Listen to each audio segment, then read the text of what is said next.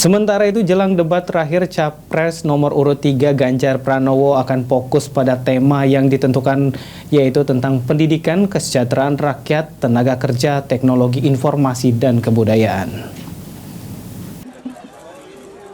Debat kelima yang akan berlangsung pada tanggal 4 Februari akan menjadi debat terakhir bagi calon presiden untuk unjuk gigi di masyarakat tanah air.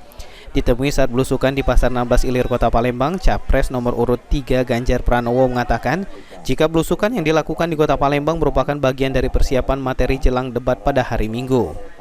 Menurut mantan Gubernur Jawa Tengah ini, pada debat nanti Capres tidak hanya bicara tentang konsep, namun harus melihat fakta dan data yang ada di lapangan, sehingga dilakukan belusukan.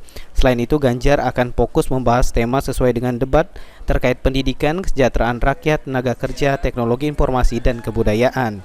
Ini sebuah konsepsi dari fakta-fakta yang terkonfirmasi di lapangan untuk kita memperbaiki, itu loh data faktanya. Maka kalau kami sering mendapatkan masukan dari masyarakat dalam materi debat, itu ada contohnya, ada mau bicara apa.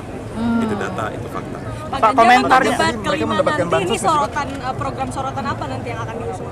Ya sesuai tema ya, karena kita akan bicara pendidikan, kesejahteraan rakyat, ada tenaga kerja, terus kemudian teknologi informasi yang saya kira ini saling mendukung, termasuk kebudayaan.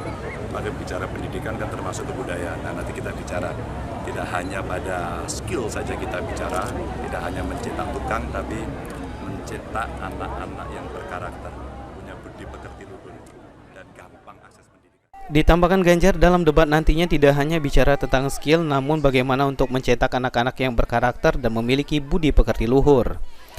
Akses pendidikan menjadi mudah, termasuk kelompok perempuan dan penyandang disabilitas yang menurutnya menarik untuk dibahas. Eki Saputra, PAL TV.